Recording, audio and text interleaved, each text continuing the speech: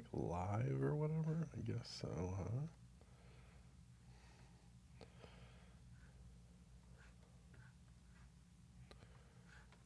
Checkity check check.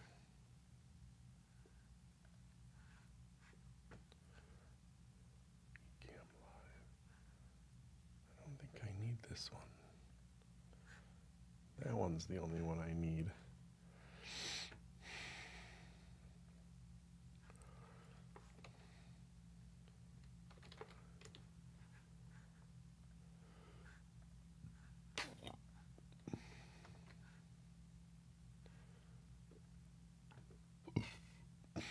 I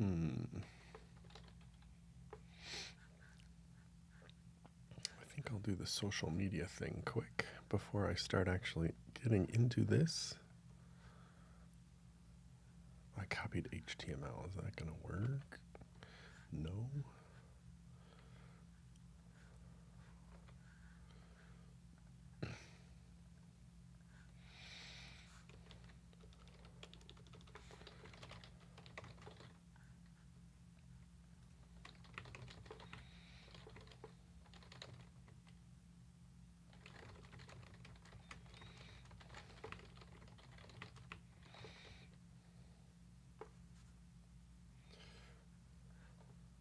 Okay.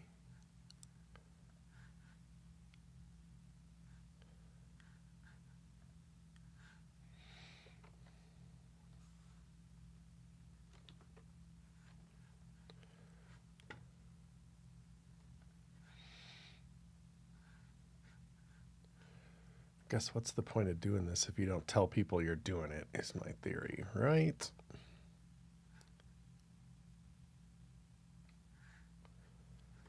Oh, it says there's one person watching, so I can get started, I think. Hello, one person. I think I can see your comments if you do it, but we'll see. I'm going to type a comment. Nice. Okay, so just hit up a little pen.new here, and I think I'm going to put a list in place because that's the goal, is to animate the list, right? So unordered list, 4 items in the list. We're going to go apples, oranges, mangoes, bananas, whatever. Now we have a plan, right? We're going to center those things. I have a snippet, which just does the grid centering thing so they can be seen really nicely. Why don't we give ourselves some nice typography or something? I always get bothered by that as the screencasts go on. So let's just set a nice font, shouldn't we? Yeah. And list style. None. I just want to make a list that obviously looks like it should be reorderable. Yeah. Sure. Don't need any of that though. Each list item will be orange. We should definitely save our work, get autosave going on. List movement, we'll call it, or something like that. Each one of these should have like a little padding top and bottom, maybe a bunch of padding right and left, maybe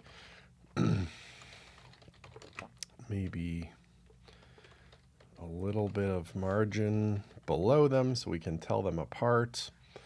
I think that's a cool start. So my goal is, if you're watching here, is to be able to click on one of these or click on something here and have it animate to the first position in the list. But look at my mouse. I want it to animate out, curve, and back in at the top.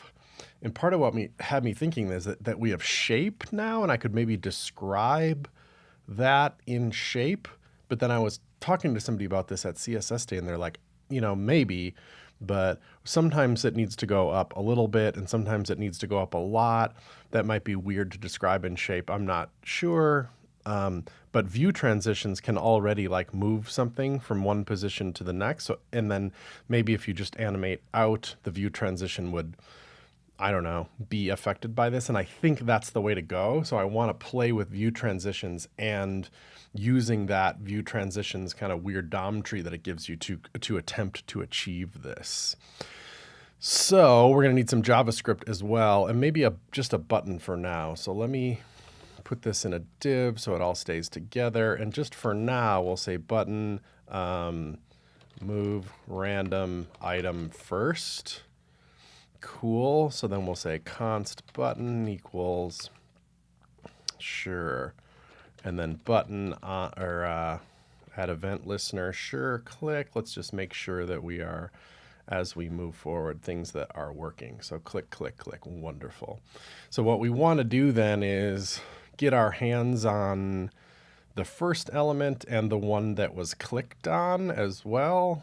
Or not clicked on, but maybe just a random one at first. So let's say const random list item equals, how are we going to do this?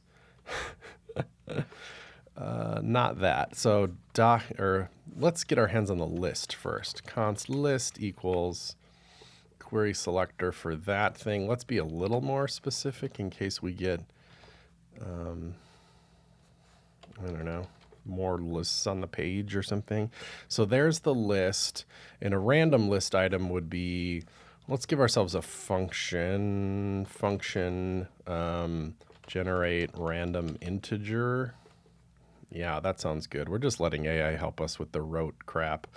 So a random list item would be then document.query selector for just one thing. Yeah, not bad. The nth child, but we want it to be scoped to the list. I guess we could say list.query selector instead of document, right? List items, the nth child, and a random integer between 1 and 5. There's only 4, though. How about 1 and 4? Cool. So let's log that. Make sure that we're doing the right thing as we go. Random list item. Click. Mangoes, oranges, apples. Let's get a bananas in there. Okay, we got them all. So that's a random list item, and then we want the first list item too. Const first list item, and we're gonna not just cache it because it's gonna change. List.query selector. I guess it's the list, and it's the first child of the list. First dash child. Great.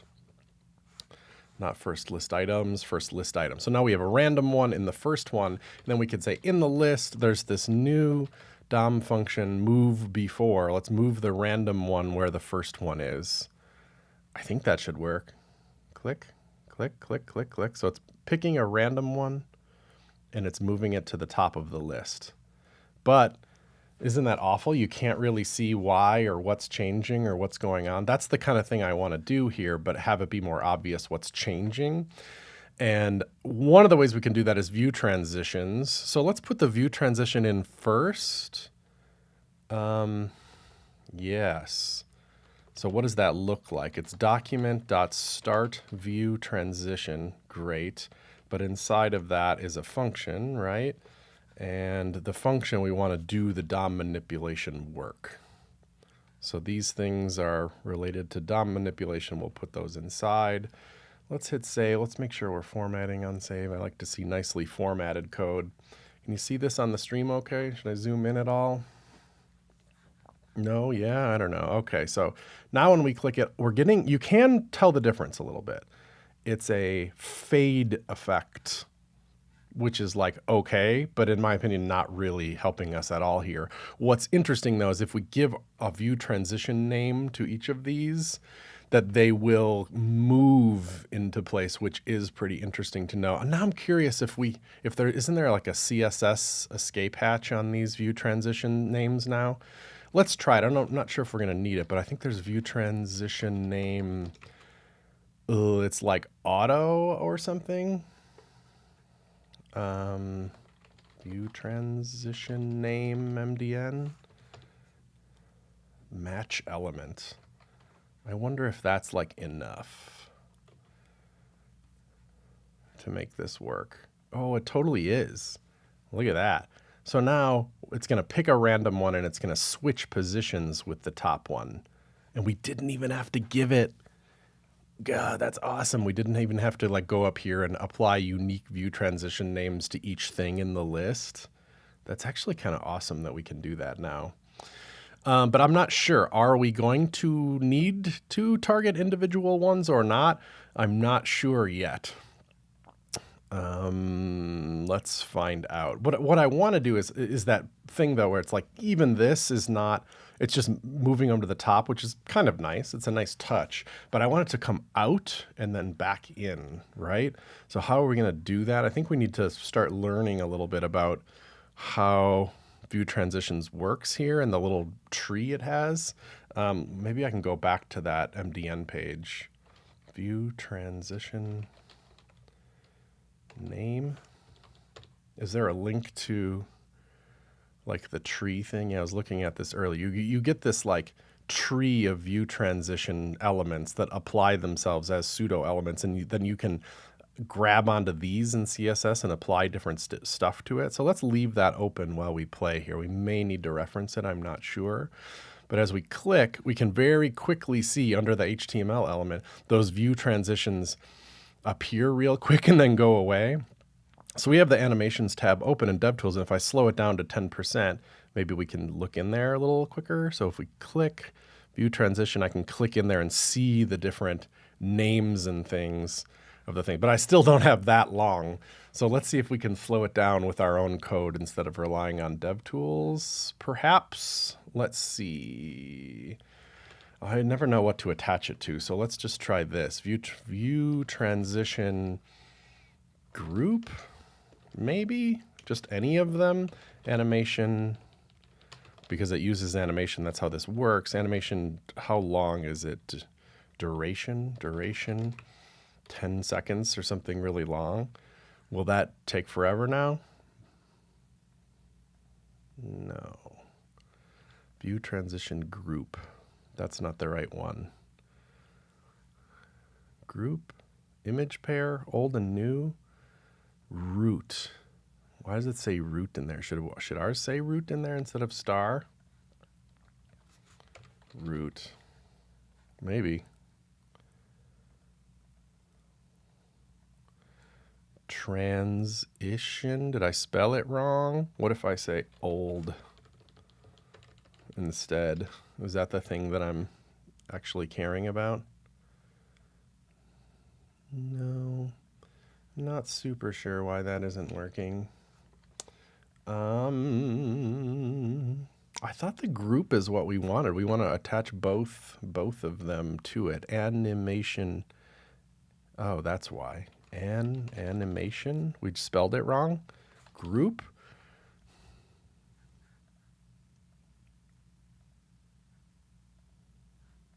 Wow, did I just break everything? Now it's not moving at all. Do we still have our click handler happening? Console.log, click. Missing initializer in const declaration. Is that still a problem? Let's rerun this and see if that's the problem. No. So we click. Oh, there it goes really slow. Oh, we did it. We did it.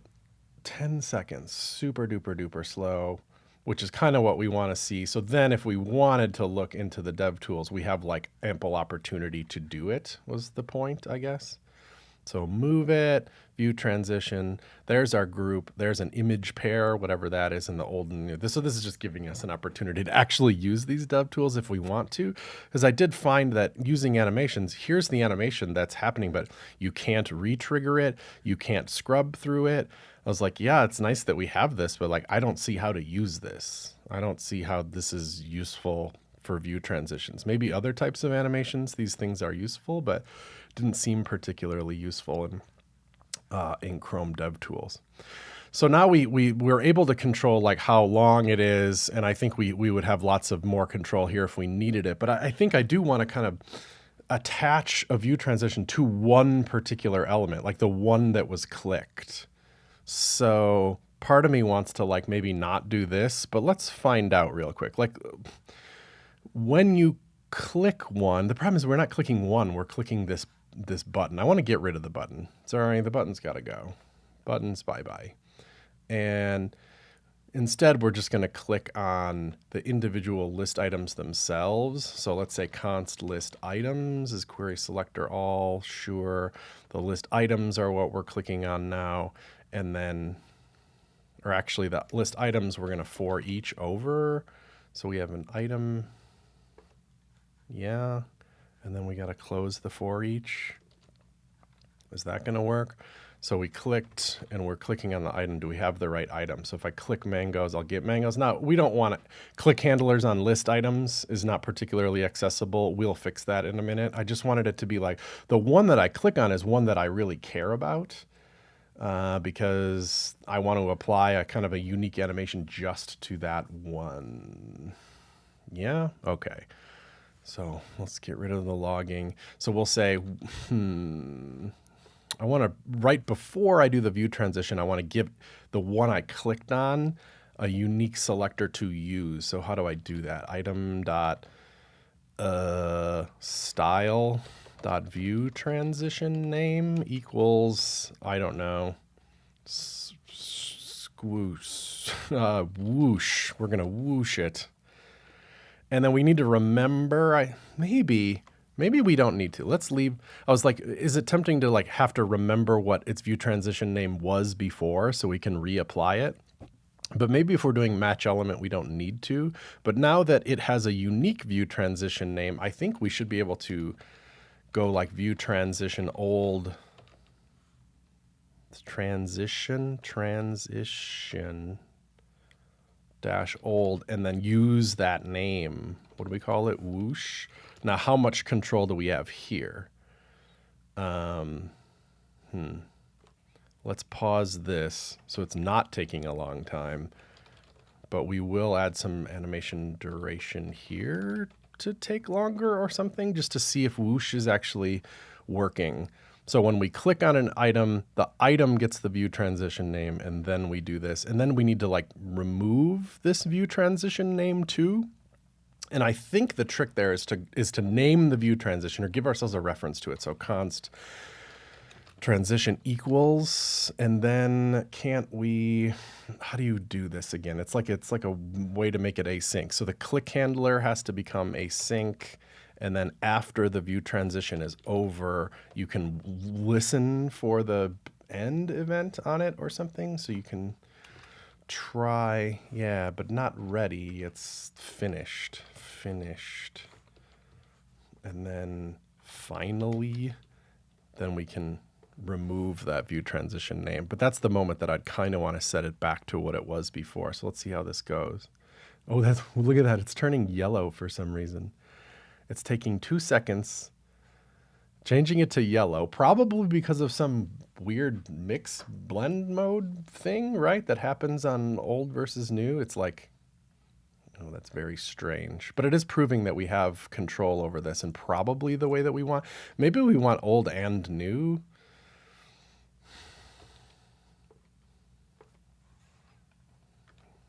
Maybe. Is that going to just stay orange then? What did I do wrong? It always weirds me out when it doesn't. Oh, there it goes.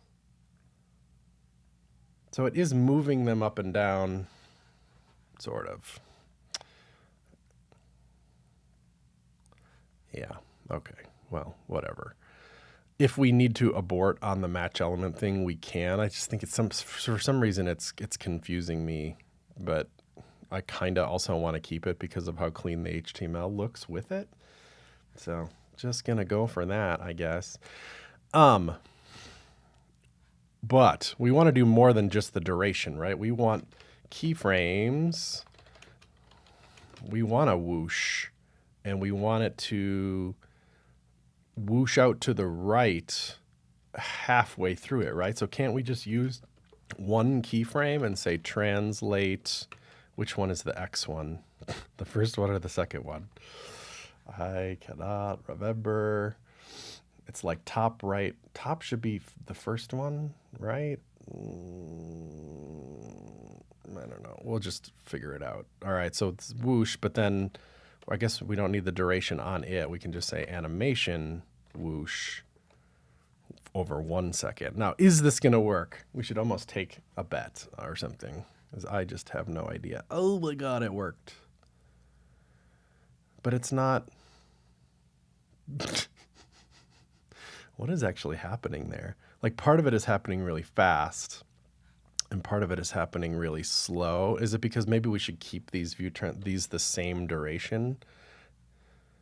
Like let's keep them all 1 second long. And then maybe if they match, it makes more sense. Oh, it kind of does actually. But it's putting it at the bottom. Oh, that's kind of amazing, really. That's very satisfying. So it's like it's up and down movement I'm not handling at all. It's up and down movement is just like whatever. Hey, Kevin Powell. Thanks for watching the stream for a moment. It's going to be much worse than your videos. Okay, so left and right was the first one. So we could make it come to the left if we wanted to by just going negative 100 pixels here. Also a little bit satisfying. And what we want is to not pick a random one anymore. Now we don't care if it's random or not. We don't need this function. That's what was confusing me so much, right? We want to be the one that you just freaking clicked on is the one that's relevant. So first list item is fine because that one's changing. Move before is still fine. It's just the one that we're moving isn't random anymore. It is item now. So if I click mangoes, it is mangoes. If I click bananas, it is bananas. I guess if I click mangoes, it'll just stay where it is. So we could probably write some code that prevents that from happening, but I'm not sure I care enough. So that's pretty satisfying.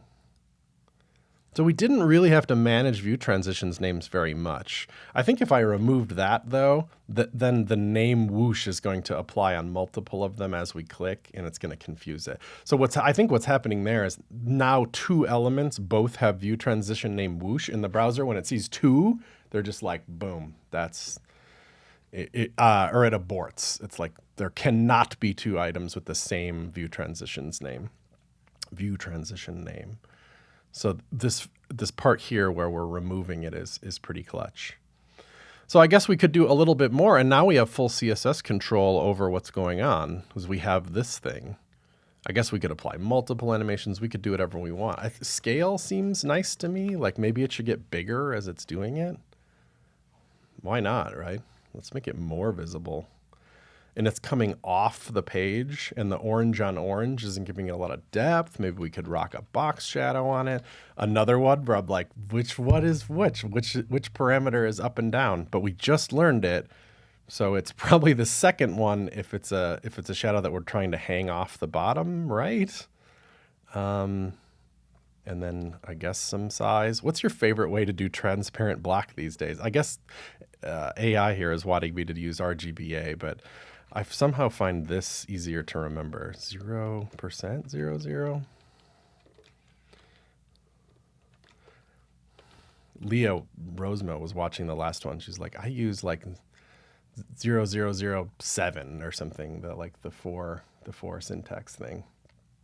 How's it going? Oh my God, it kind of looks amazing already because it starts at, it must be, it's animating none box shadow to moving it this far. Ooh, that's kind of great looking. What should it be? Should the shadow be bigger? Or is that going to be, or did we already nail it? No, it should stay low. But I think the distance makes it look cooler. It'll make it look like it's higher off the page. Oh, we need more than that. 15.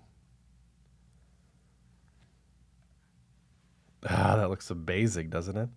Maybe it needs to get a little bigger. I don't know that we need to mess with this too longer. We actually just got a lot further in this process than I thought we would do.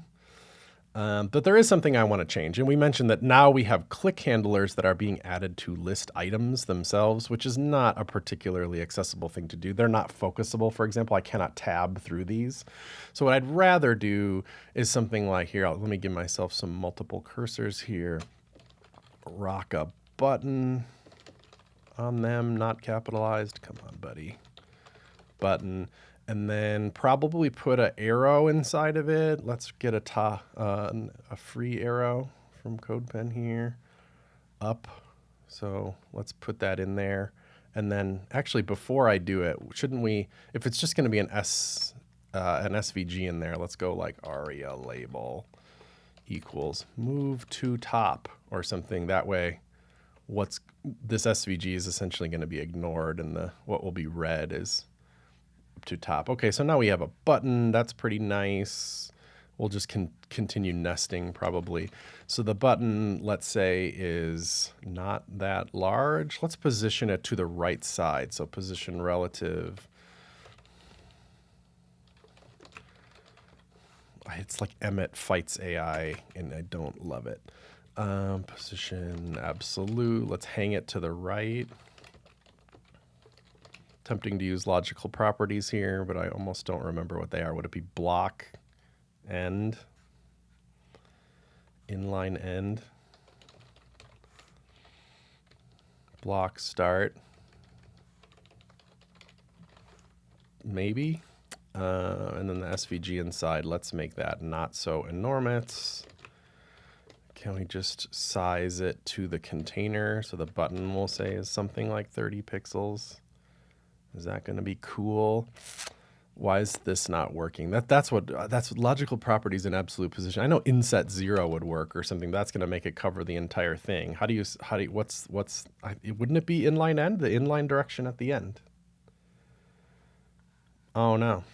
Anna, good idea. The button could be disabled for the first one. It should be too, right? Because clicking it doesn't do anything. Maybe we can figure that out. I don't know why this doesn't work. I'm sure there's a very good reason, but I don't care right now. 100%.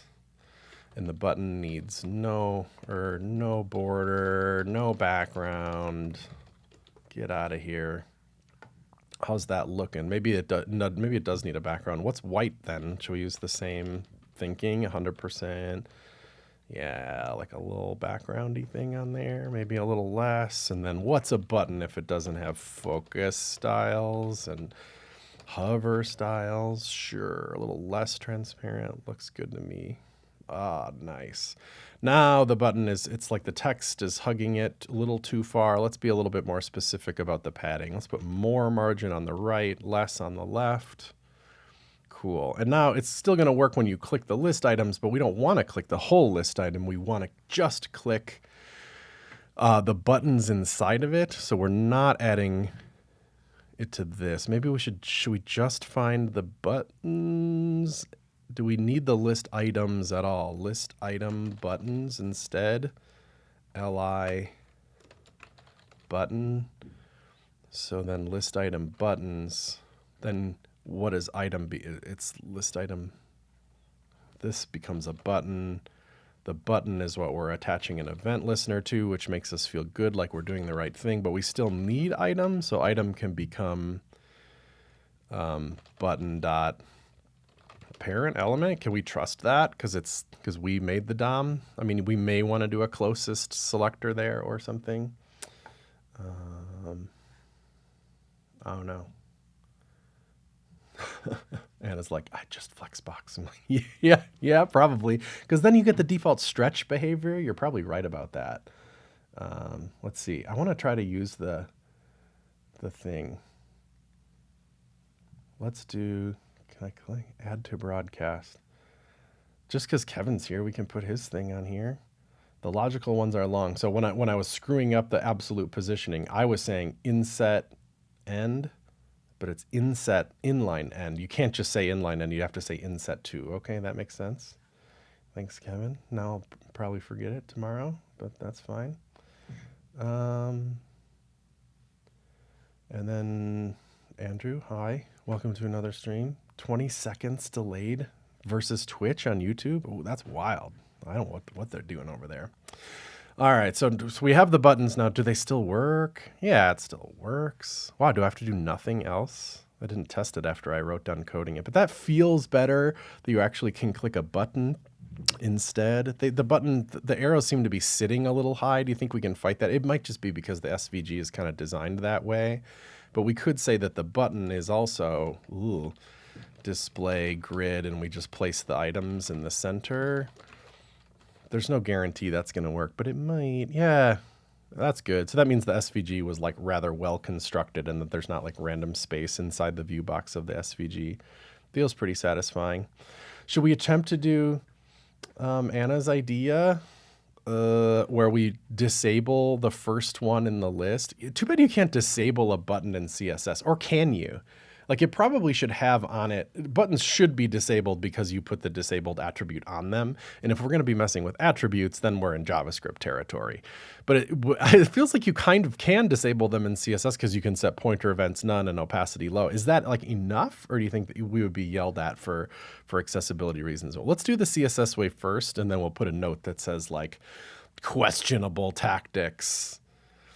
What I'm saying is, like, the list item, we could just say the first child, the first list items button has pointer events none and is opacity half or something, and that probably should just do it, right? So that's just gonna, that first one, ooh, why didn't it? Oh, you have to put an ampersand here, right? Because we need the li selector as well. I see. So that's gone, and Bally is correctly saying the reason this is a problem is because you could still tab to it. So this is just a bad practice. It was tempting. It's tempting to do stuff like that in CSS, but it's not a good idea. So maybe we would have a function like make first list items button disabled. Might as well be specific, huh? And then we have the list item buttons, but now it's kind of like we need the list items again. So maybe we'll bring those back. List items, there they all are. And we'd loop through them once, list items. We'd loop through them once. I'm not sure that we need the index, and make sure that none of them are disabled, right? So item dot disabled is false. Is it as easy as that? Is it one of those attributes that mimics itself as an attribute as well? I'm not sure. But now we can select the first one, which is just list items dot query selector first child. Is that how you would do it? Is that how you get the first, or can you no, you don't need to do that, right? Isn't list items just like 0, the first one? Is it an array like that? I don't know. It's a node list. So will that give me the first thing in the node? I don't know, maybe. Okay, so when we're done with the view transition, ooh, this looks messy now. There it goes. Okay. We don't want it inside the, no, this is outside the view transition. So when it's done, then call our function. That just might do it.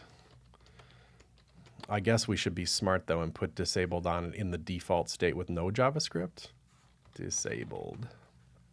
And what does the disabled look like? Is it just opacity and like a user agent style sheet? Ooh, you can't even see it. So we're going to have to write our own styles for disabled. I thought disabled style had a user agent style sheet that would just do something. Is there just no user agent styles for disabled? Oh, here it is. It sets a background. Oh, I see. It sets a background color and border color. It looks lighter, so I thought, oh, you would use opacity, but clearly it doesn't. So we can't use any of the user agent styles. That's too bad. We'll just write our own. Yet another state here. And is there one of these things? Disabled? Is that a thing in CSS, or would we have to go disabled? And then do we have to deal with pointer events? Let's see. So if this is disabled, we'll use opacity. I think it's okay, I guess. That's not the strongest visual look for that. But as I tab, then does it skip it? It does appear to skip it. So tabbing is good. And this selector works. Let's try this. I actually don't know if that's a pseudo element or a pseudo class selector or something. Yeah, it is. So what's better? Is colon disabled better, or is the attribute selector better? I'm tempted to say that the one that CSS gives you is better somehow, but I couldn't explain to you why. I don't know. It just seems better somehow. Like the reason it exists probably handles some edge case or something that I can't think of what it would be, but it's something. So you think that look is okay? Would you go even more more opacity. It just doesn't look different enough. It doesn't look disabled enough to me somehow. Oops, I went the wrong way with opacity. Oh no. Maybe you'd have to explain it in some way. It is a pretty satisfying animation though. And do you think it's GPU'd? GPU'd up? I don't know. Couldn't tell you. What else can we do with this? We don't have to do anything. We could just call it a day. Jim is here. Jim says opacity 0. What do you think? Just get rid of it when it's disabled? Make the icon transparent also, says Steven. Hi, Steven. How's business? Yeah, maybe. You could do the button and... Wait, how would you do it? You write button and, so you don't have to repeat yourself. It kind of looks the same. So you're selecting the button itself, which is here, it has a low opacity, and then it'd be the SVG, not the button. So now it's just like really barely able to see. Most people wouldn't even see it at all. I mean, another way to do it is just get rid of it, like Jim was saying. It's just not there at all. It feels a little weird. Like, do you get rid of UI elements that are disabled? I mean, it's kind of an interesting thing to think about. Like, maybe you should. If it's absolutely unusable, maybe not. But what it's not then is like a clue that it's ever coming back. So like I don't think we'd have a whole lot of disabled stuff in the CodePen UI, but if we did, if one of these things was grayed out, I think the usual thinking is that like it's still there and you tell the user why somehow. You put additional text nearby that says like, this is disabled because... I'm actually like a pretty big advocate of that. Like, don't put it in the title attribute. Just explain in the UI why it's gone somewhere. But in this case, a silly little list that's rearranging fruit. Oh, look, it's broken. I guess we should have tested it. Why is it broken? So it finishes the thing, and then it calls our function, and the function loops over all list items, and it makes them all false. And then it selects the first one. Oh, it's because list items isn't like being reevaluated. Right? List items was done once and then not each time. So I kind of want to, do you just let it here and then redo it in here? Is that the most? Oops. You let it here and redo it inside here. It doesn't strike me as terribly efficient, but so now Mangoes, when it's done, dude, what's up with that? List items. Loop over them all, select the first one, and make it disabled. All right. Now we have work to do again. I was trying to be done with this. List items. Let's bring back our little console here. Clear it out. So when you click... Okay, there's the node list, but it's not really telling us. I can't drill into them. I should just use the regular dev tools. It's probably more interesting. So the first one is, it is disabled. I don't know. Now I've lost the plot a little bit.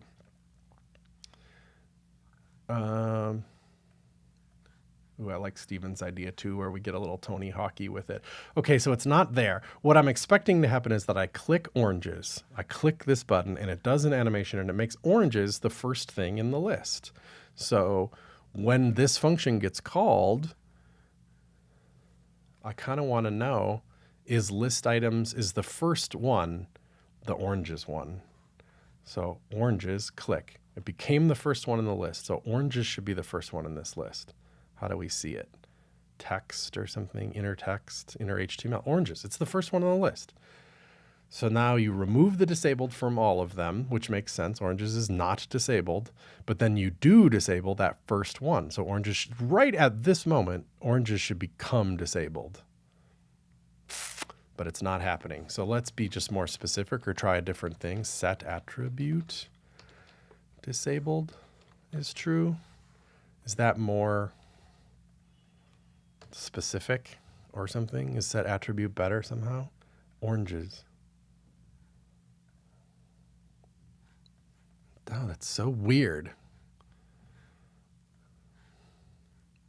We know that. Let's console.log the first thing in the list. We'll do it before and we'll do it after. And then we'll clear this out and we'll hit mangoes. So mangoes is disabled. And then it's still disabled. It thinks mangoes is disabled. Disabled, true. But it's not, because if it was, now it's making me doubt that the colon disabled is a good idea, and I almost want to use the attribute selector instead in here. Because we know that's there. Mangoes. No. I mean, I guess that should be obvious that it didn't work, but but it was like, we're looking at the DOM element. It says disabled on it. All right, so mangoes at the top. Mangoes, according to our console.log, is disabled. This thing says it's disabled. I can't click it. Oh, I can click the button. Oh, it's because it's disabling the list item, not the button. Isn't that the problem? It's not the list item that needs to be disabled. It's the button. Duh. God dang it. So list items for each, it's item dot query selector button that gets undisabled. And then we'll get rid of these logging because I'm almost sure this is the problem. List item 0 dot query selector button dot disabled is true. There it goes. So now the first one is disabled. It's a little herky jerky, I'd say. All right, so before we kill it, we have to do Steven's idea where we rotate the icon a little bit. Although it makes me nervous to pull off because it's like we have keyframes that are applying to the list items themselves, but I don't know that we can like query deeper than the item itself. You know, like these properties are applying to the entire list item. You can't within a keyframe go like, oh, you know, also the SVG, you know, like I guess that'd be kind of cool if you could, but like, how do I get my hands on the SVG halfway through the animation, knowing that it's a view transition animation? I don't know that you can. I think they would each individually need their own. Well, let's try the match element thing again. So view transition name on the SVG inside the button also has a match element on it. So now it'll get its own view transition name, but how do I guess it's here. We'll do the same kind of thing where I go item.query selector, and in this case I want the SVG dot style dot view transition name is Tony Hawk.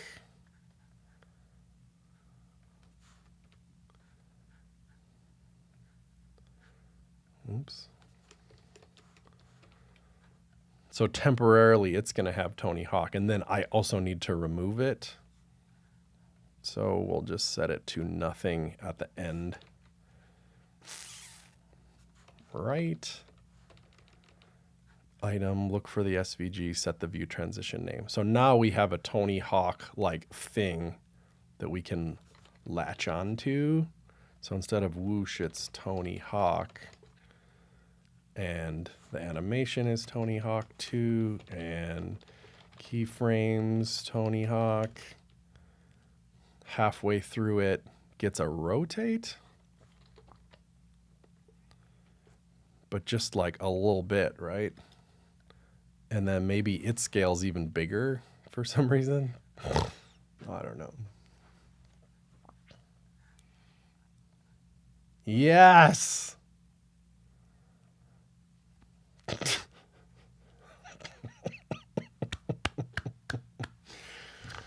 Somebody should clip that. That is very satisfying. That Tony Hawk's so hard. It's just a little annoying how it like blooshes to the bottom like that, you know? Somehow that final moment is less satisfying. What if the buttons also had view transitions on them? Would it look nicer somehow? Would it apply a little bit of a fade or something? So in CSS, if we gave it view transition name match element on the button too,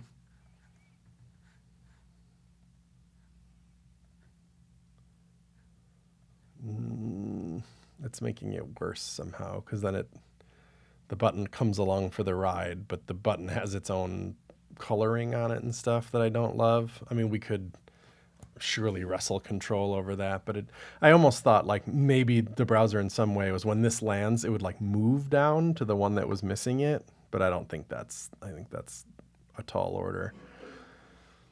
I'm gonna keep it though, because I think not having it here is better.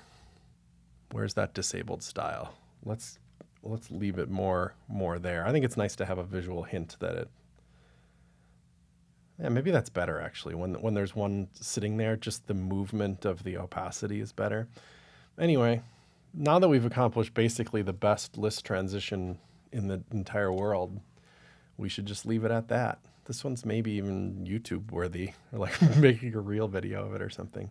It'll almost certainly become a post at some point. I'm gonna like my own pen. Do you know you can do that? I think that's where I'm gonna leave it. Thanks for watching, everybody. Hope to do this most weekdays, just build something stupid. So I really appreciate you hanging out, and we had a killer group of people listening today. So highly appreciate the listening support. Be good, take care.